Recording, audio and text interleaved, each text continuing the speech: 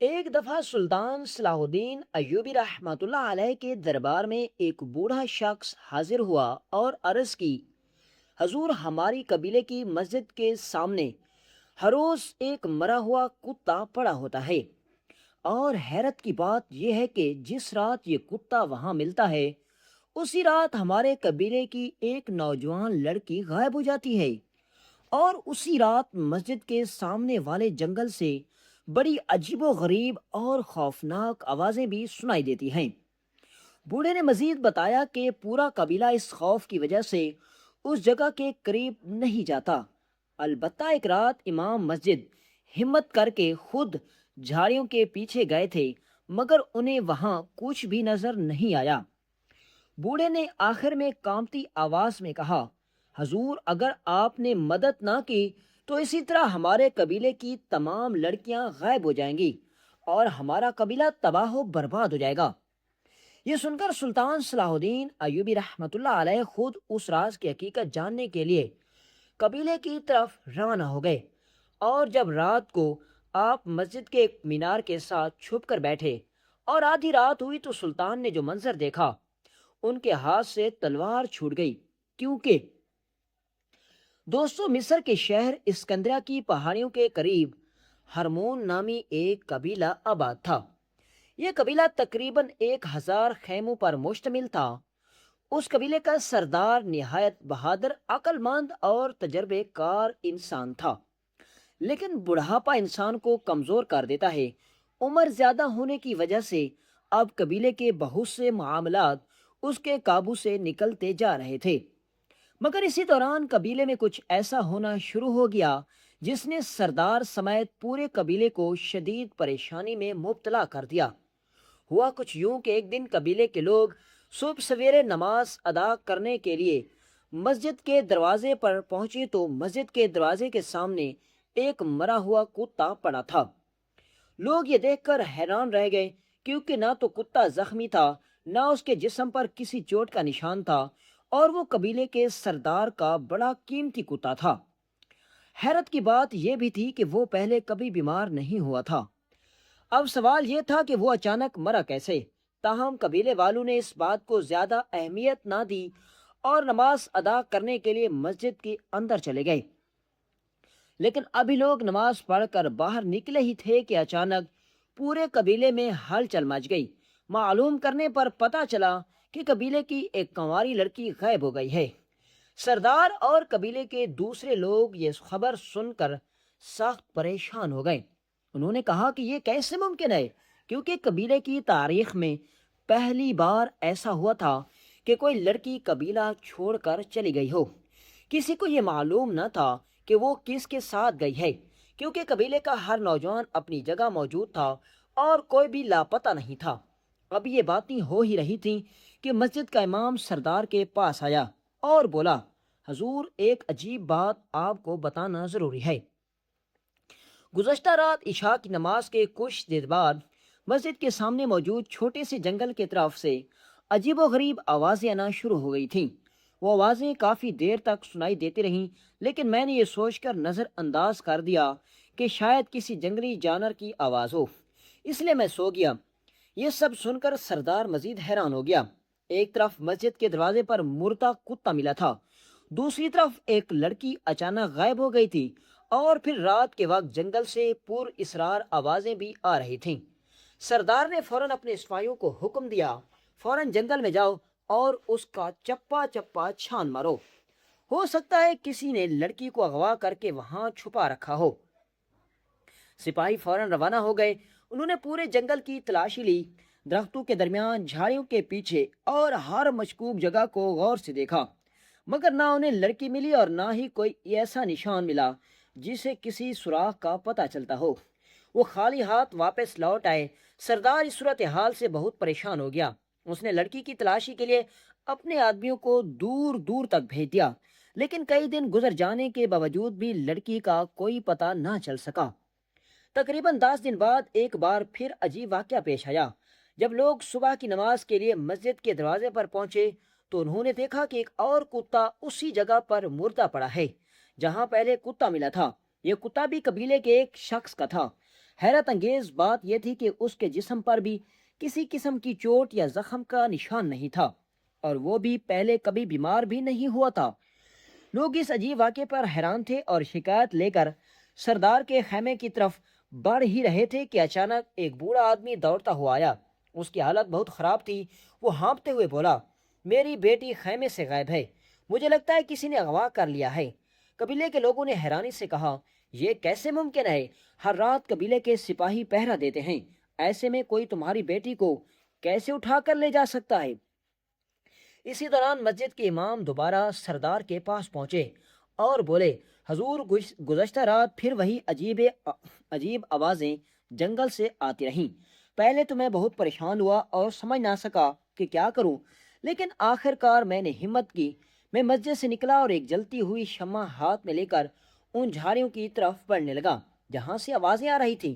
امام نے ایک لمحے کے لیے توقف کیا، پھر بولا، حضور، جیسے جیسے میں جھاڑیوں کے قریب جاتا گیا وہ آوازیں آہستہ آہستہ کم ہوتی گئیں، اور جب میں شمع لے کر جھاڑیوں کے اندر داخل ہوا تو وہاں کچھ موجود نہیں تھا۔ کسی انسان، جانور یا کسی دوسری چیز کا کوئی نشان نہیں تھا۔ وہاں صرف گھنے درخت کھڑے تھے جو رات کے سناٹے میں خاموشی سے جھوم رہے تھے، جیسے وہ کسی خوفناک راز کو اپنے اندر چھپائے ہوئے ہوں۔ یہ سب سن کر قبیلے کا سردار گہری سوچ میں ڈوب گیا۔ اس نے کہا، یہ محض اتفاق نہیں ہو سکتا کہ مسجد کے دروازے پر کتا مردہ ملے، اسی رات ایک لڑکی غائب ہو جائے اور پھر انہی جھاڑیوں کی طرف سے پور اسرار آوازیں سنائی دیں۔ لیکن جب امام مسجد نے اپنی بات مکمل کی تو وہاں موجود لوگوں کے پیروں تلے زمین نکل گئی۔ امام نے کہا، حضور، ایک اور عجیب بات یہ ہے، جو آواز پہلی رات سنائی دی تھی وہی آواز بعد کی راتوں میں بھی آتی رہی، لیکن وہ ان اغوا ہونے والی لڑکیوں میں سے کسی کی آواز نہیں تھی۔ وہ آواز بہت بھاری تھی اور پختہ عمر کی کسی عورت کی معلوم ہوتی تھی، جبکہ جو لڑکیاں غائب ہو رہی تھیں وہ سب کم عمر اور کنواری تھیں۔ یہ سن کر سردار کی پریشانی کئی گنا بڑھ گئی۔ اس نے فوراً اپنے سپاہیوں کو حکم دیا کہ ہر سمت تلاشی شروع کی جائے، مگر کئی دن گزرنے کے باوجود کوئی سراغ نہ ملا۔ وقت گزرتا رہا اور ایک خوفناک سلسلہ مسلسل جاری رہا۔ ہر ہفتے مسجد کے دروازے کے سامنے قبیلے کا ایک کتا مردہ پڑا ملتا، پھر اسی رات ایک اور لڑکی غائب ہو جاتی، اور رات کے اندھیرے میں جنگل سے کسی نامعلوم عورت کی خوفناک آوازیں گونجنے لگتیں۔ اب پورا قبیلہ خوف میں مبتلا تھا۔ سردار نے قبیلے کے تمام معززین اور بزرگوں کو جمع کیا اور اپنی پریشانی بیان کی۔ گھنٹوں مشورے ہوتے رہے مگر کوئی بھی اس راز کو سمجھ نہ سکا۔ آخرکار ایک معزز شخص نے کہا، ہمارے پاس ایک ترکیب ہے، اگر ہم اسے آزما لیں تو شاید اس راز کا کچھ پتہ چل جائے۔ سردار نے فوراً پوچھا، کون سی ترکیب؟ اس شخص نے جواب دیا، قبیلے کے 10 سب سے بہادر نوجوانوں کو منتخب کیا جائے اور انہیں رات بھر مسجد کے گرد پہرا دینے پر مامور کیا جائے، کیونکہ تمام عجیب و غریب واقعات جو ہو رہے ہیں وہ مسجد اور اس کے سامنے موجود جنگل کے آس پاس ہی ہو رہے ہیں۔ آوازیں بھی وہیں سے آتی ہیں اور مردہ کتے بھی وہیں ملتے ہیں۔ اگرچہ ہم یہ نہیں جان سکتے کہ اگلی لڑکی کس خیمے سے غائب ہوگی، لیکن کم از کم ان باتوں کا راز ضرور معلوم ہو جائے گا۔ سردار کو یہ مشورہ پسند آیا اور اسی رات قبیلے کے 10 بہادر نوجوانوں کو مسجد کے گرد پہرا دینے کے لیے مقرر کر دیا گیا۔ شروع میں سب کچھ معمول کے مطابق تھا، مگر جیسے ہی آدھی رات ہوئی ایک ایسا منظر سامنے آیا، ان بہادر نوجوانوں کے حوصلے بھی جواب دے گئے۔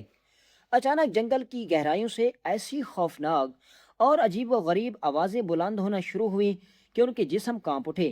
وہ آوازیں کسی انسان کی معلوم نہیں ہوتی تھیں، کبھی وہ کسی عورت کے رونے جیسی لگتی، کبھی کسی زخمی جانور کی چیخوں جیسی، اور کبھی ایسا محسوس ہوتا جیسے کوئی نامعلوم مخلوق اندھیرے میں کہکے لگا رہی ہو۔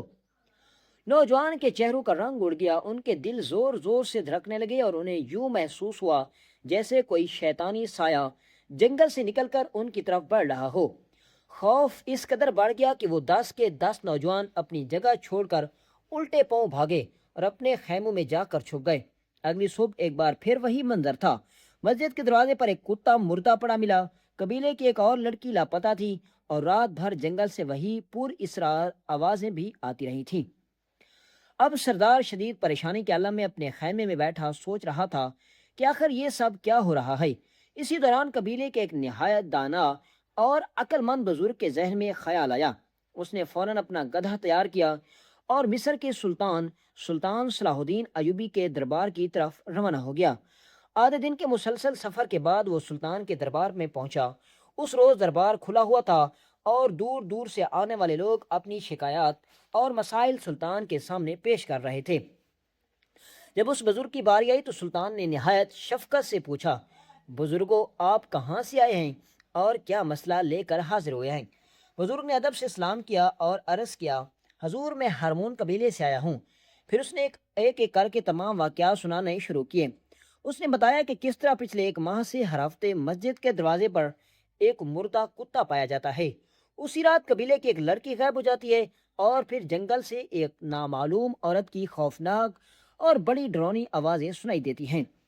بزرگ نے کہا، حضور، سب سے حیران کن بات یہ ہے کہ یہ تینوں واقعات ہمیشہ ایک ہی رات پیش آتے ہیں اور جنگل سے ہمیشہ ایک ہی عورت کی آواز آتی ہے، حالانکہ اب تک کئی لڑکیاں غائب ہو چکی ہیں۔ یہ داستان سن کر سلطان صلاح الدین ایوبی بھی حیرت میں ڈوب گئے، کیونکہ بظاہر یہ کوئی عام واقعہ نہیں بلکہ ایک ایسا راز تھا جس نے پورے قبیلے کے زندگی کو خوف اور بے چینی میں مبتلا کر دیا تھا۔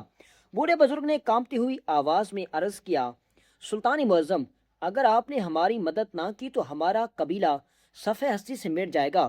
ہر ہفتے ہماری ایک بیٹی غائب ہو جاتی ہے اور ہم بے بسی سے یہ سب دیکھ رہے ہیں۔ یہ سن کر سلطان صلاح الدین ایوبی رحمۃ اللہ علیہ بھی گہری سوچ میں ڈوب گئے۔ بظاہر یہ ایک ایسا معمہ تھا جس کی کوئی واضح وجہ دکھائی نہیں دے رہی تھی۔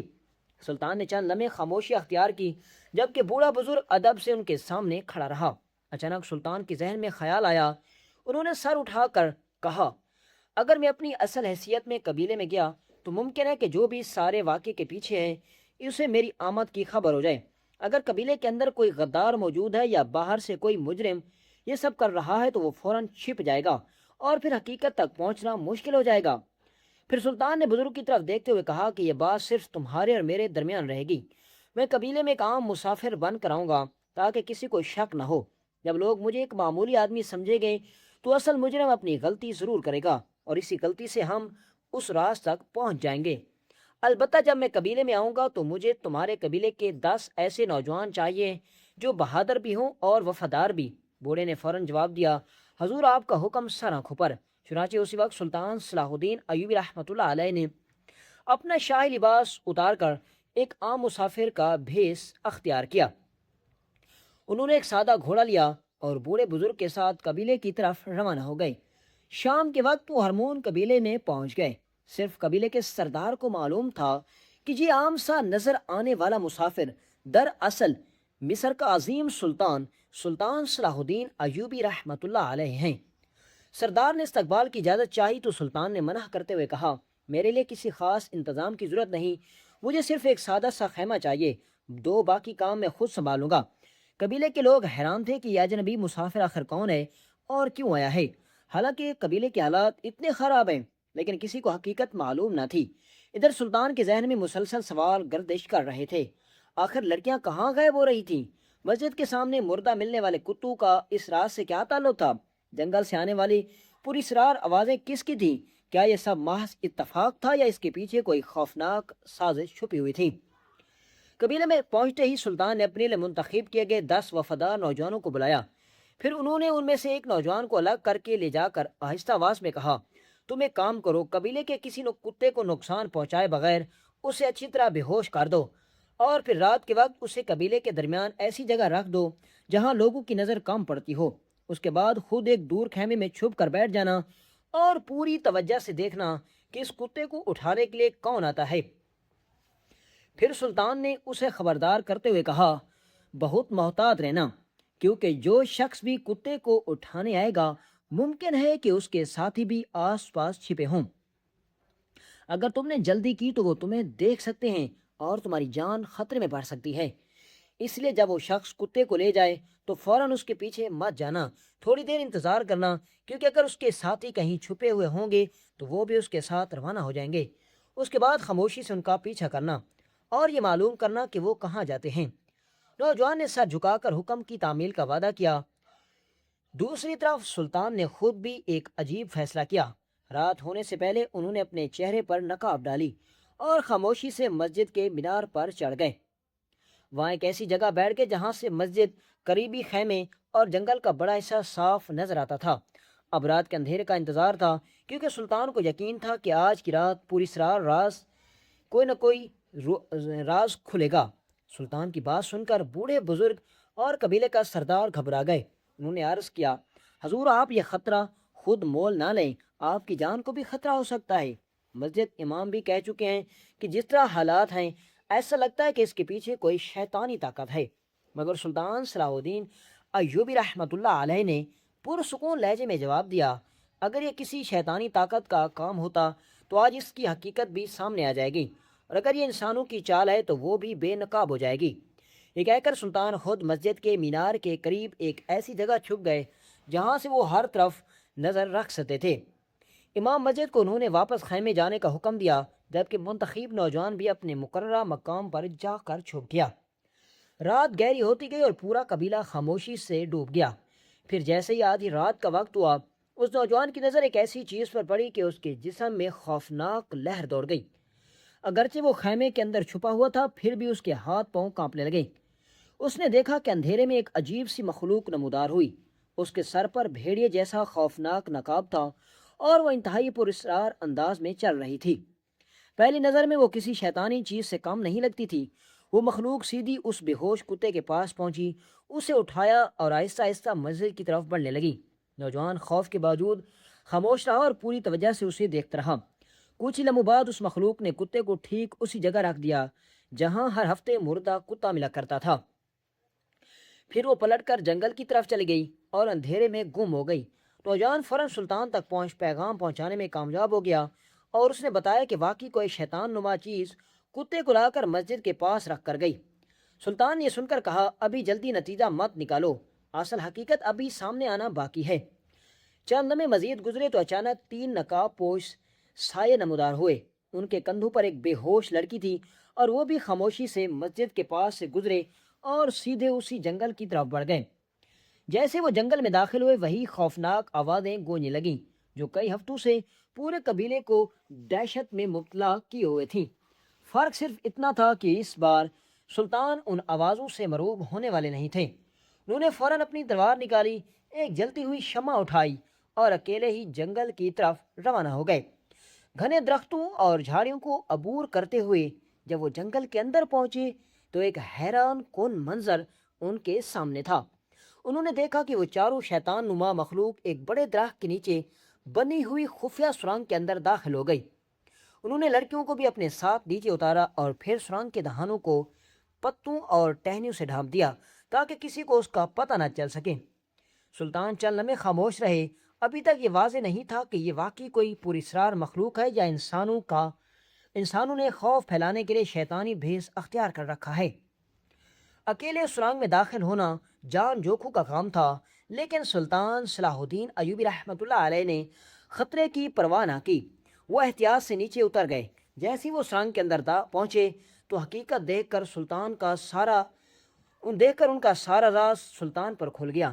ایک طرف بھیڑیوں کی کھالیں اور خوفناک نقاب پڑے ہوئے تھے، جبکہ دوسری طرف 4 آدمی اپنا بھیس تبدیل کر رہے تھے۔ ان میں ایک بوڑھا شخص تھا اور باقی 3 نسبتاً نوجوان تھے۔ سرنگ کے کونے میں قبیلے کی تمام اغوا شدہ لڑکیاں بیٹھی ہوئی تھیں۔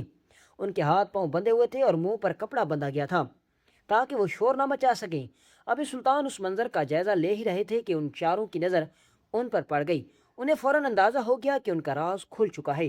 وہ تیزی سے سلطان کی طرف لپکے، لیکن وہ نہیں جانتے تھے کہ ان کے سامنے کوئی عام مسافر نہیں بلکہ خود سلطان صلاح الدین ایوبی رحمۃ اللہ علیہ جیسے بہادر انسان کھڑے ہیں۔ جیسے وہ قریب ہے، سلطان نے بجلی کی سی تیزی سے تلوار چلائی۔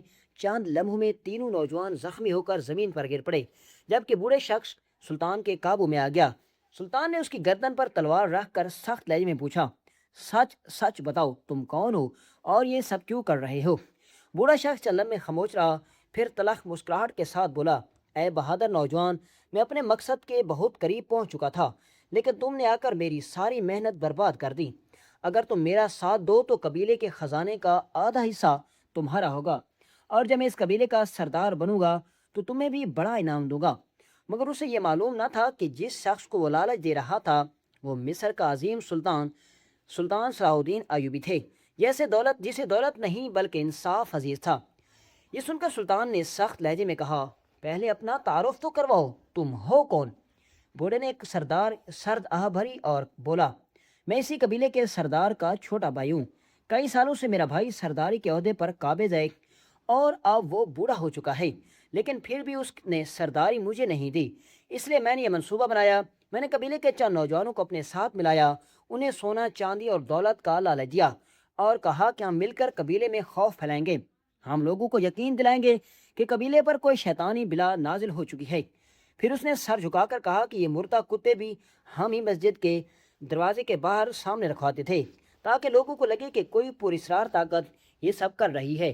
اس کے بعد ہم لڑکی کو اغوا کرتے تاکہ قبیلے کے لوگ اپنے سردار کے خلاف ہو جائیں اور کہیں کہ وہ ہماری حفاظت نہیں کر سکتا۔